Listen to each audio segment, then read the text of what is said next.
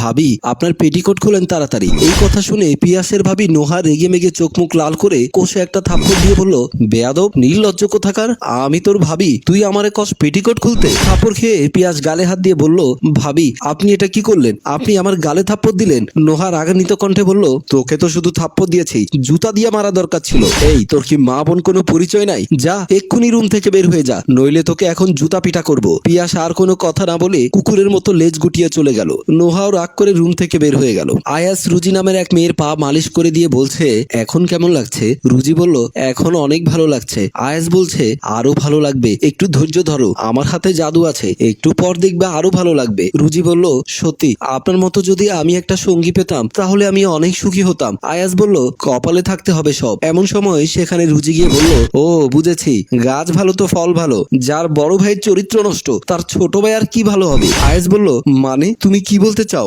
এখানে কেন এসেছো? রুজি বলল, তোমার তামাশা দেখতে এসেছি। বাড়িতে তোমার ভাই লুচ্চামি করছে আর বাইরে তুমি করছো। আয়াস বলল, কি বলবে খুলে বলো। রুজি বলল, আমি আমার বাবার বাড়িতে চলে যাচ্ছি, তুমি একটা বিয়ে করে ওই বাড়িতে তোমার ভাইকে নিয়ে থাকো, বউ তো রেডি করা আছে তোমার। আয়াস বলল, আরে তুমি ভুল বুঝছো, এই মেয়ে হাঁটতে গিয়ে পায়ে আঘাত পেয়েছে, তাই আমি তার পা মালিশ করে দিচ্ছি। নোহা বলল, জীবনে তো আমার পা কোনোদিনও মালিশ করনি, পরনারীর পা মালিশ করতে আরাম লাগছে তাই না? আয়াস বলল, বুঝেছি তুমি রেগে আছো, আচ্ছা ঠান্ডা মাথায় বলো কি হয়েছে, কেন তুমি তোমার বাড়ি চলে যাচ্ছ? নোহা বলল, এক শর্তে আমি তোমার সংসার করতে পারি, তোমার ভাইকে যদি তুমি বাড়ি থেকে বের করে দাও। আয়াস বলল, আমার ভাই কি করেছে?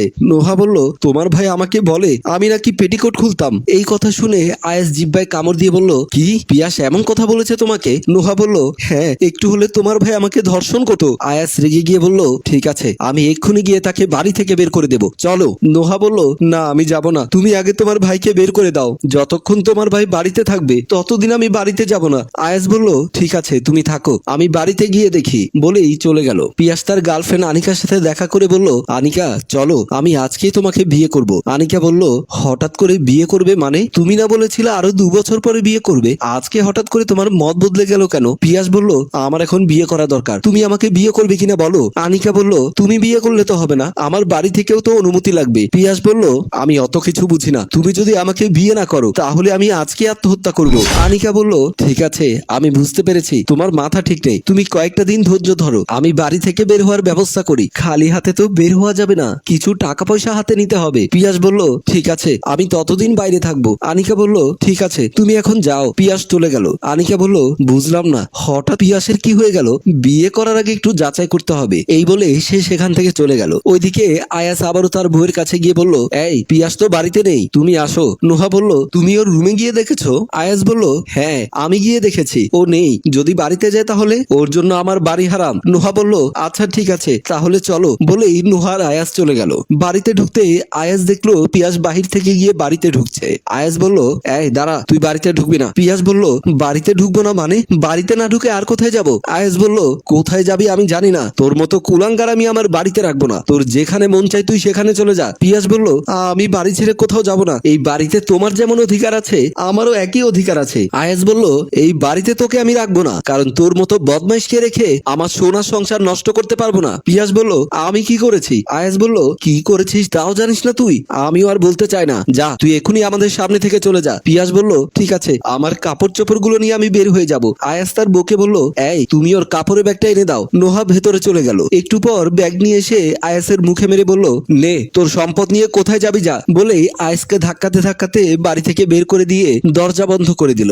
বাড়ি থেকে বের হয়ে পিয়াস মন খারাপ করে বলল, আমি কি এমন দোষ করেছিলাম যার কারণে আজকে আমার বাড়ি থেকে বের হয়ে যেতে হচ্ছে, বলেই চলে গেল। এর কিছুক্ষণ পর পিয়াসের প্রেমিকা অনিকা আসলো পিয়াসের বাড়ি। ড্রয়িং রুমে বসে ভাবি ভাবি বলে ডাকতে লাগলো। আয়েস এবং তার বউ দুজনেই সোফাতে গিয়ে বসলো। পিয়াসের ভাবি বলল, কি ব্যাপার অনিকা, তুমি হঠাৎ আমার বাড়িতে কি মনে করে আসলে? অনিকা পিয়াসের ভাইকে দেখে লজ্জা পেয়ে বলল, ভাবি আসলে আমি এমনিতে এসেছিলাম, পরে এসে আবার বলবো। রুজি বলল, আমি বুঝতে পারছি তুমি মনে হয় তোমার ভাইয়াকে লজ্জা পাচ্ছ, কোনো সমস্যা নেই, কিছু বলার থাকলে বলতে পারো। আনিকা এবার বলল, ভাবি আসলে বলছিলাম কি, পিয়াস আমাকে আজকে বিয়ে করতে চায়, পিয়াসের কি কোনো সমস্যা হয়েছে? আনিকা বলল, বোন তুমি যদি চাও তোমার জীবনটা সুন্দর হোক, ভবিষ্যৎ সুন্দর হোক, তাহলে তুমি আমার ওই দেবর নামে লুচ্চাটারে বিয়ে করিও না, তোমার জীবনটা নরক হয়ে যাবে। এই কথা শুনে অনিকা বলল, ভাবি আপনি এসব কথা কেন বলছেন? নোহা বলল, এমনিতে তো আর বলছি না, আমার কথা যদি বিশ্বাস না হয় তার ভাইয়ের কাছ থেকে শোনো। আয়াস বলল, হ্যাঁ তোমার ভাবি একদম সত্যি কথা বলেছে,